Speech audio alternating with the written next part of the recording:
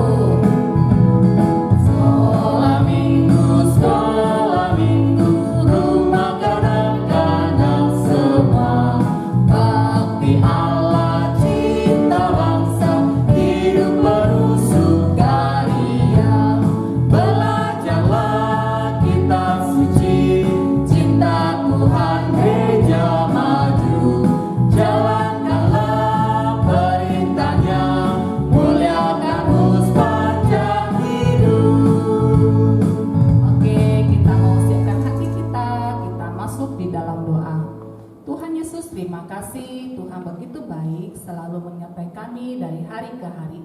Hari ini Tuhan, kami mau persiapkan hati kami untuk memuji nama-Mu, mendengarkan firman-Mu. Biarlah Tuhan, Kau yang berikan sukacita penuh bagi kami di hari yang indah ini Tuhan, kami boleh memberikan yang terbaik buat Engkau. Terima kasih Tuhan, kami siap, kami mau memuji nama Engkau. Di dalam nama Tuhan Yesus kami berdoa dan mengucap syukur. Amin. Amin. Oke, adik-adik yang di rumah gimana? Masih semangat gak? Masih dong. Langsung masih semangat? Masih. Oke, kita akan mengangkat pujian kembali berakar di dalam Dia. Kita pujikan lagu ini dengan penuh sukacita.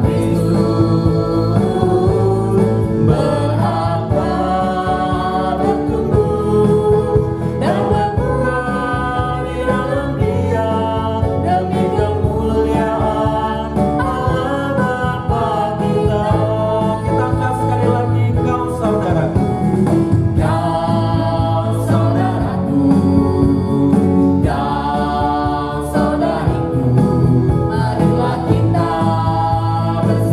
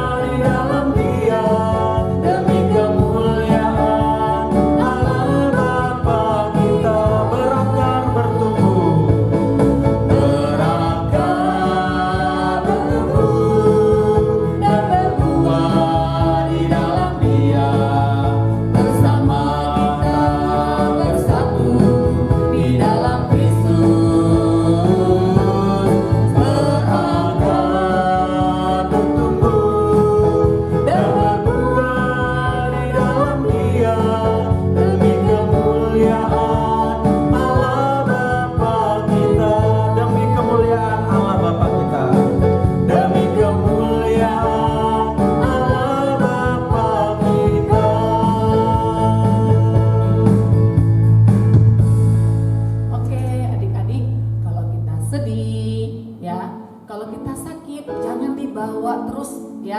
Karena apa?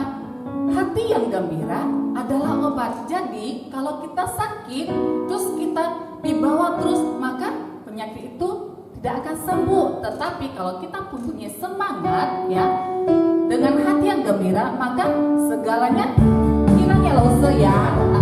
Oke, kita akan puji nih, hati yang gembira. Hati yang gembira adalah obat, seperti obat. Hati yang senang, tapi semangatnya patah, gerikan tulang. Hati yang gembira, Tuhan senang. Kita akan puji sekali lagi. Hati yang gembira adalah obat, seperti obat. Hati yang senang, tapi semangat yang patah, gerikan tulang. Hati yang gembira, Tuhan senang.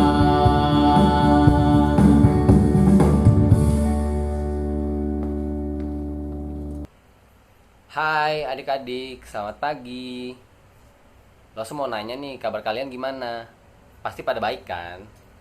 Nah, kalian udah masuk sekolah online belum ya? Kalau misalnya udah, semangat ya kerjain tugas, semangat ya belajarnya. Dan jangan lupa tetap bantuin orang tuanya. Nah, minggu ini Lause mau cerita. Nah, sebelum Lause cerita, sebelum kalian mendengarkan cerita Lause, ayo kita berdoa dulu ya. Lipat tangannya, tutup matanya. Tuhan, sebentar lagi kami mau mendengarkan firman-Mu. Tuhan, tolong pimpin kami dan mendengarkan firman-Mu. Berikan kami dapat mengerti apa maksud dari firman-Mu ini, Tuhan. Dan nama Yesus, haleluya, amin. Nah, pagi ini Lause mau cerita tentang Tuhan Yesus menyembuhkan orang buta. Orang butanya sudah buta dari lahir. Nah, kisah ini diambil dari Yohanes 9 ayat 1 sampai 41. Nah, kalau misalnya kalian mau baca di sana ya, Yohanes 9 ayat 1 sampai 41. Nah, langsung mulai ya ceritanya. Nah, pada suatu hari Tuhan Yesus dan murid-muridnya itu lagi jalan lewat. Nah, terus Tuhan Yesus pas lewat itu melihat ada seorang buta. Nah, orang buta itu orang yang buta dari lahir, bukan karena kecelakaan, bukan karena apa, tapi dari lahir udah buta. Nah, kemudian Tuhan Yesus sama murid-muridnya itu deketin ke orang buta itu. Terus murid-muridnya tanya ke Tuhan Yesus, Yesus, ini apakah dosa orang tuanya atau dosa dia sendiri sehingga dia itu buta? Nah, kemudian kata Yesus, ini dosa bukan dosa dia ataupun bukan dosa orang tuanya, tetapi karena pekerjaan-pekerjaan Allah harus dinyatakan di dalam dia yang si buta itu. Maksudnya apa? Nah, maksudnya itu kuasa Tuhan itu harus diperlihatkan melalui si orang buta itu. Karena di dalam setiap kekurangan pasti Tuhan Yesus akan menyatakan kekuasaannya melalui orang yang berkekurangan itu. Nah, lalu Yesus mau nyembuhin orang buta itu. Yesus meludah ke tanah, lalu tanahnya dan ludahnya itu diaduk dan tanah itu diambil dan diolisin ke kedua matanya si orang buta tersebut.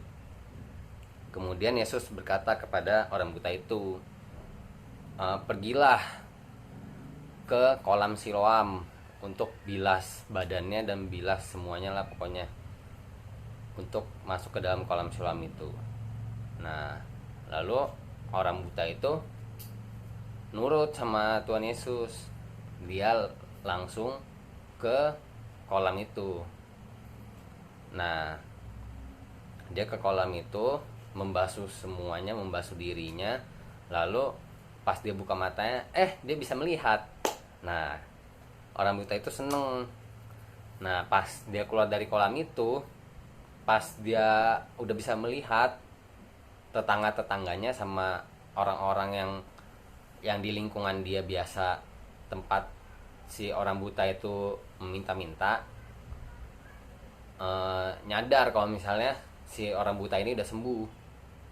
Nah, si tetangga-tetangga ini sama orang-orang yang sekitar lingkungan dia itu pada ngomongin dia, ini orang buta yang biasanya minta-minta bukan sih? Ini orang buta yang udah yang udah lahirnya buta nggak sih, yang terus dia minta-minta terus tuh. Nah, terus yang pada para penduduk di sana pada ngomongin dia, dan ada yang ngomong, iya ini orang buta yang dari dulu ngemis terus, yang dari dulu udah buta. Nah, terus ada juga yang ngomong, ini mah bukan, ini mirip doang. Nah, tapi si orang buta ini yang habis nyemplung ke kolam itu langsung ngomong, iya itu aku yang dari dulu udah buta. Nah, habis itu orang buta itu dibawa ke tempat orang-orang Farisi. Nah, tahu kan, adik-adik semua tahu kan orang Farisi itu apa. Nah, ketika Tuhan menyembuhkan orang buta ini, ketepatan itu hari Sabat. Nah, hari Sabat itu bagi orang Farisi itu hari yang suci, yang nggak boleh bekerja orangnya, yang harus beribadah terus dan tidak boleh bekerja. Nah, habis itu orang buta ini dibawa ke hadapan orang-orang Farisi. Lalu orang Farisinya nanya, gimana caranya si Yesus itu menyembuhkan kamu? Nah, lalu orang buta itu jelasin. Orang buta ini ngomong ke orang-orang Farisi, dia meludah ke tanah, lalu tanahnya itu diolesin ke mata saya, lalu saya sembuh. Nah, lalu si orang-orang Farisi ini pada nggak percaya, kok cuma gitu doang bisa sembuh, gimana caranya? Terus pada ngomong, kok pas hari Sabat malah menyembuhkan orang sih? Kan nggak boleh, dia tidak menyucikan hari Sabat nih. Nah, terus ada juga yang ngomong, orang Farisi yang lain ngomong, gimana caranya orang berdosa mau sembuhin seseorang kalau misalnya dia berdosa? Kan nggak bakal bisa. Nah, orang-orang Farisi ini pada berdebat. Nah, habis itu ya udah, akhirnya orang-orang Farisi ini pada nggak percaya sama statement atau pernyataan dari si orang buta ini. Nah, orang tuanya orang buta ini saking nggak percayanya sama orang buta ini, orang tua dari orang buta ini dipanggil sama orang-orang Farisi buat ditanyain, apakah benar ini tuh orang buta ini udah buta dari lahir. Nah, kemudian orang tua dari orang buta ini menjawab, iya, dia memang buta dari lahir, tapi bagaimana dia bisa sembuh atau siapakah yang menyembuhkan itu, kami tidak tahu, kata orang tuanya. Nah, kenapa orang tuanya nggak tahu dan ngomong begitu? Karena si orang tuanya ini takut dikucilkan sama orang-orang Farisi. Karena pas zaman dahulu, kalau misalnya orang yang mengakui Yesus itu sebagai Mesias, itu pasti bakal dikucilkan dari orang-orang Yahudi. Nah, terus orang Farisi tetap tidak mempercayai pernyataan dari orang buta tersebut dan tidak mempercayai kata dari orang tua dari orang buta tersebut. Nah, lalu si orang buta itu ngomong ke orang Farisi. Nah, ini diambil dari ayat 31. Nah, lalu saya bacain ya. Si orang buta ini ngomong apa? kita tahu bahwa Allah tidak mendengarkan orang-orang yang berdosa, melainkan orang-orang yang saleh dan yang melakukan kehendaknya.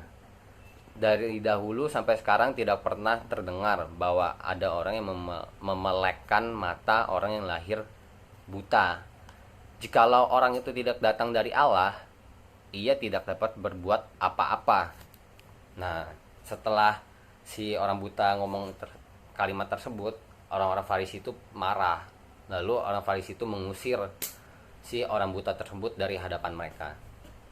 Nah, jadi ujung-ujungnya orang Farisi ini tetap bebal dan tidak mau percaya kepada Tuhan Yesus.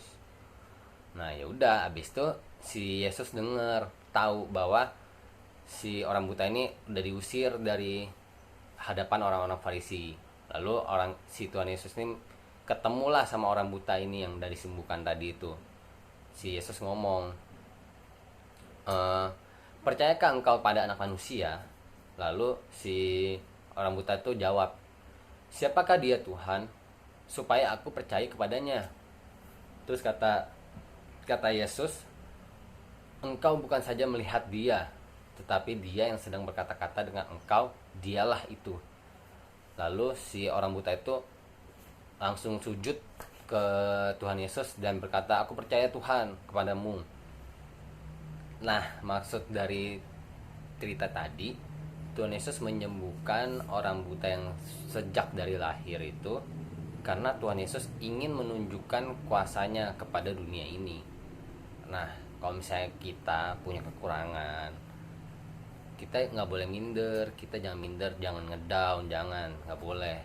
Nah, Tuhan Yesus, percaya deh, Tuhan Yesus akan menunjukkan kuasanya kepada kalian melalui kekurangan itu. Nah, sekian cerita hari ini. See you. Oke, adik-adik yang dikasih dalam nama Tuhan, kita sudah mendengarkan firman Tuhan dan kita akan mengakhiri ibadah kita pada pagi hari ini. Kita akan berdoa doa Bapa kami dan kita akan pujikan Bapa terima kasih. Kita berdoa doa Bapa kami. Bapa kami yang di sorga, dikuduskanlah namamu, datanglah kerajaanmu, jadilah kehendak-mu di bumi seperti di sorga. Berikanlah kami pada hari ini makanan kami yang secukupnya, dan ampunilah kami akan kesalahan kami, seperti kami juga mengampuni orang yang bersalah kepada kami. Dan janganlah bawa kami ke dalam pencobaan, tetapi lepaskanlah kami daripada yang jahat, karena Engkau yang punya kerajaan dan kuasa dan kemuliaan sampai selama-lamanya. Amin.